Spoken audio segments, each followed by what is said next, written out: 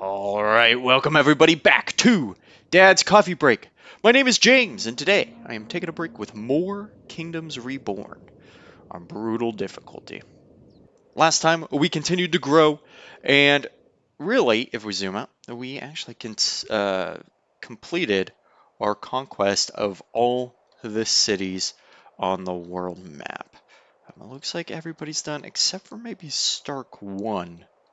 Did I forget to vassalize you, Stark? There we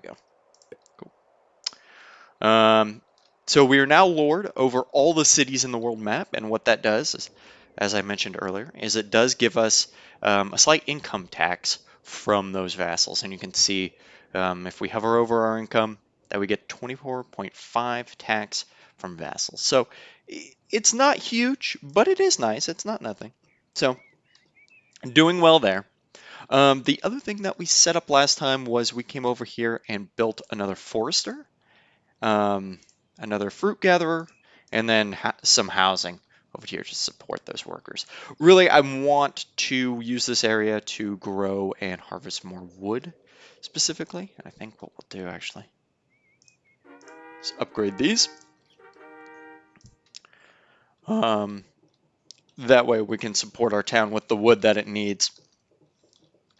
But we also did set up a few trading companies, exporting and importing goods that we need.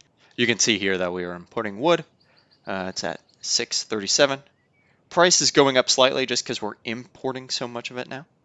But then we're also exporting our steel tools and our furniture to make some money on the side there. So my plan for today is to continue to focus on growing our food stockpile.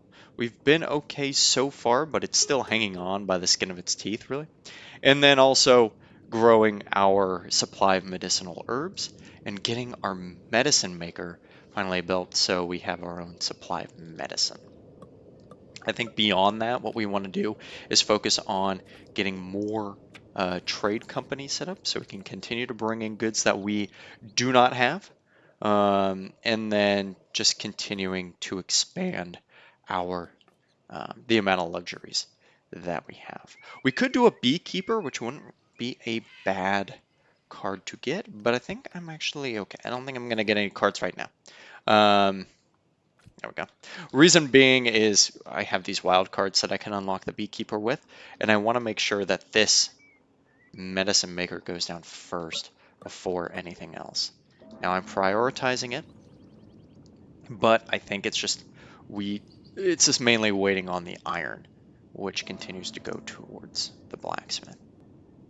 I'm actually going to upgrade this building. Teamwork. Smelter with full worker slots gets plus 50% production, which is fantastic. So we'll go ahead and do that.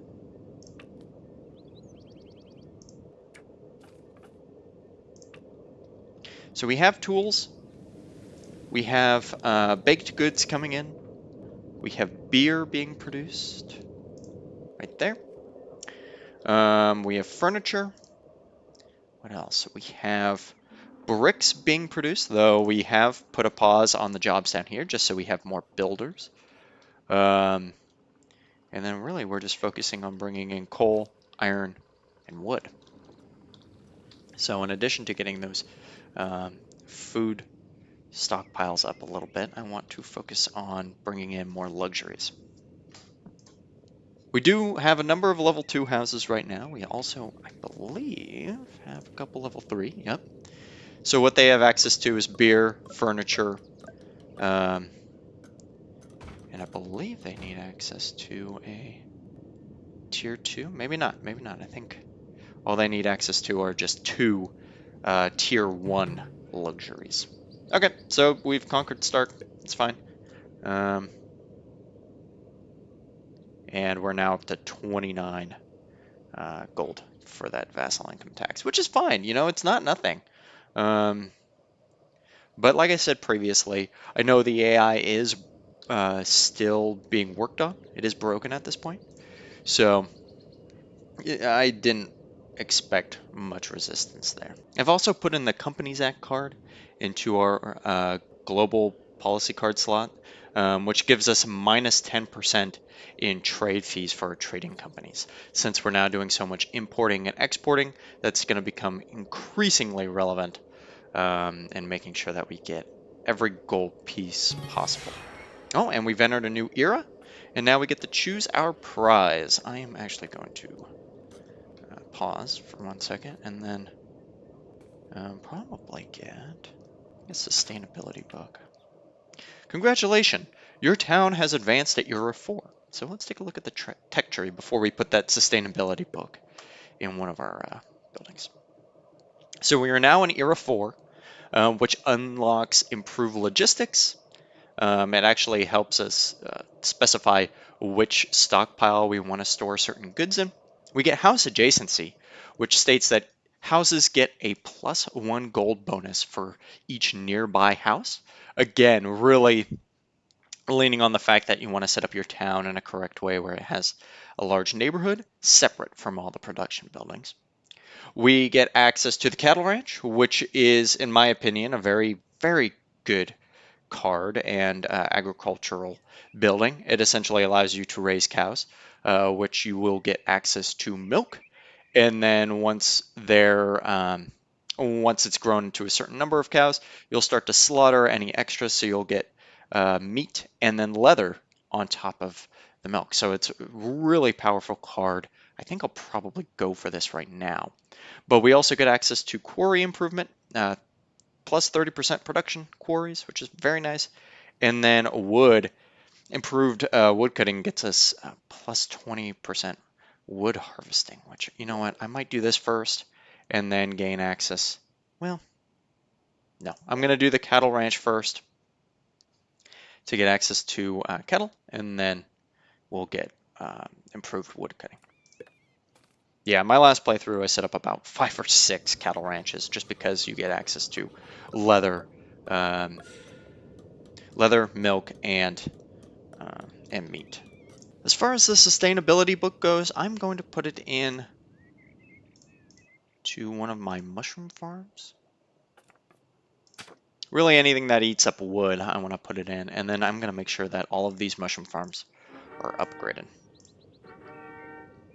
Yeah, and then with the cattle ranch, what that'll give us access to, like I said, milk, meat, leather, but then we can use that leather in our tailor to make clothes, so we get access to an additional luxury there.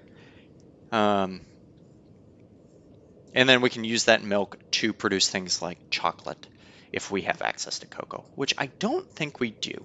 But let's take a look at the greater world map and see where we really want to expand from here on out.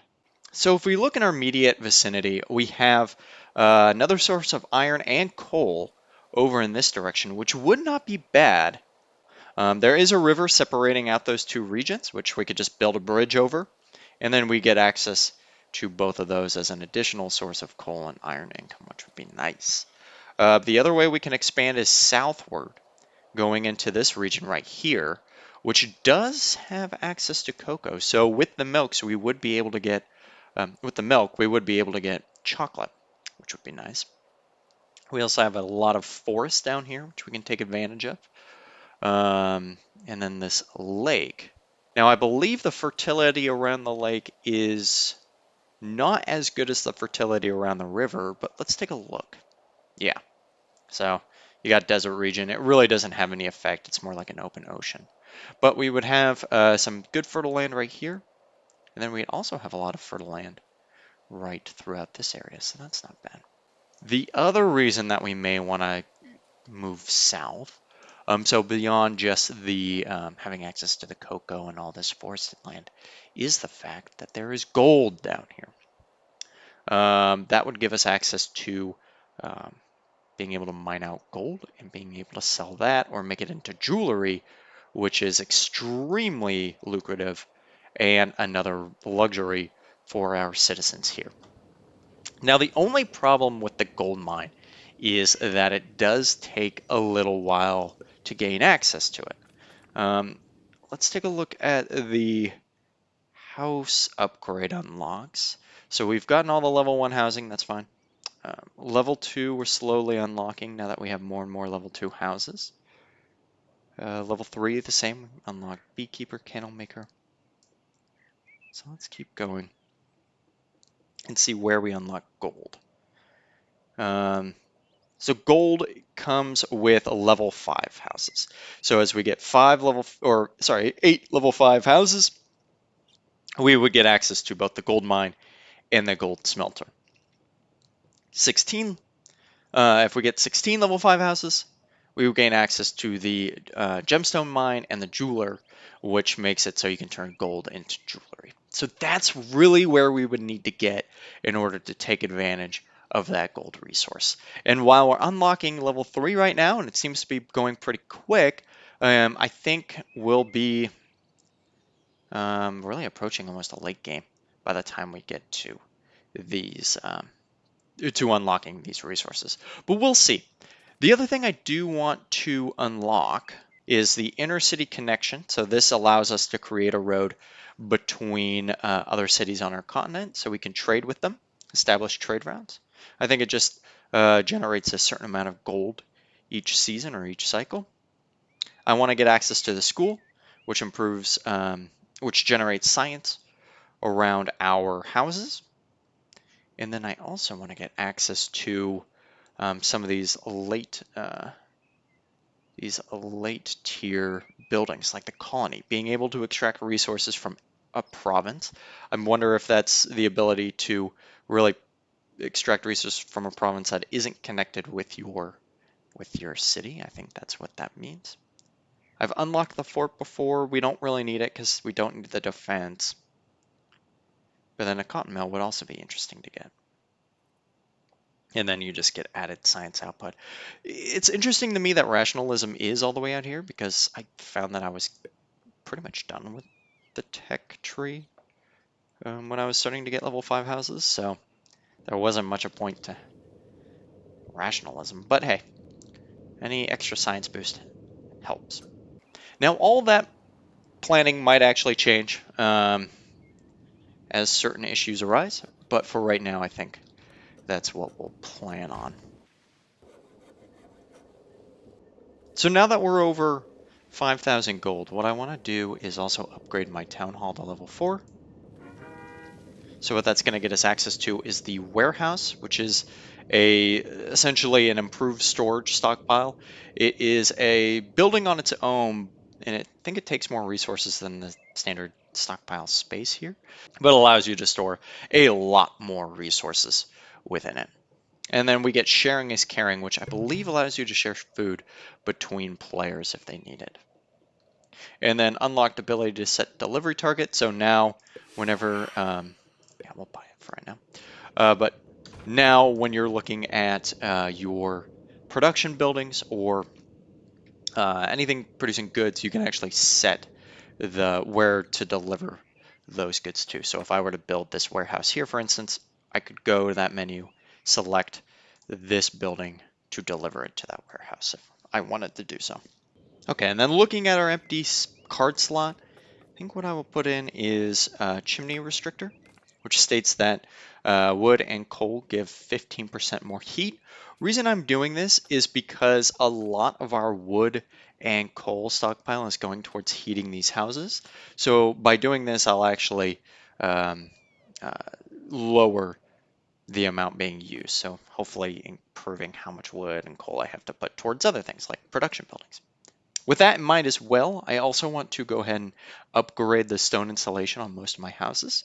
By shift clicking, I can upgrade all of these houses at the same time, which saves me a lot of time. So I'll just go ahead and do that. 15 houses have been upgraded. Now there's, I'm sure, more out there that haven't, but that will at least help for the time being.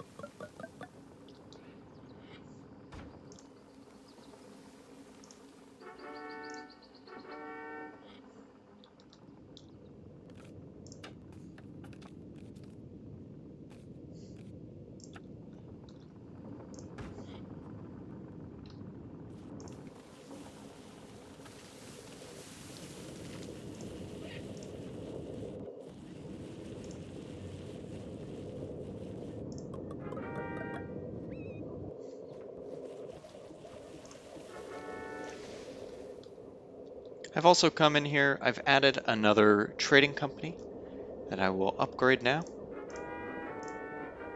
And I think we'll export actually medicine. Now that we have our medicine maker in place, we're producing quite a bit of it. So, and more, thank you. Perfect. I've also built a number of new houses in this area just to take advantage of all the empty space. I've put down blueprints for 2 warehouses right here, and we've built our potter um, next to the brickworks and clay pit. So, all right, and we've researched cattle ranch. I'm going to go ahead and get improved wood cutting right now and buy the cattle ranch card. All right, let's take a look at where we can put this. I think it might interfere a little bit with our forester, but I think I'll put my cattle ranch right there. And then I also want to take a look at the provinces right next door, specifically this one with the iron and the coal, and I'm going to claim them and start expanding out. All right, guys, and with that, I think I'm going to call it a day. We are continuing to build out our town here at Godblood Bali on brutal difficulty. So far, everything seems good. Of course, now I'm starting to see people get hungry and our wood stockpile be at 0. I think what I might do is actually just buy wood right now. But yeah, things are going very well. I'm going to continue to grow. I want to try to unlock as many of these house upgrades as possible, or as many of these house upgrade unlocks as possible. And then we'll see where the game takes us. I think one of my end goals is going to be getting the colony here. This is what I want to see. And then we might call it a game. Next time, what I want to do is continue our expansion. I want to open up an iron mine and a coal mine down here. Maybe start probably cutting down a lot of this forest here. And then just continuing to expand our town here at Godblood Bali. But yeah, hope you guys are enjoying the series. If you are, please like, subscribe so you can stay tuned for the next episode of Kingdoms Reborn on brutal difficulty. All right, guys. Hope you're all doing well, and I'll talk to you later. Bye.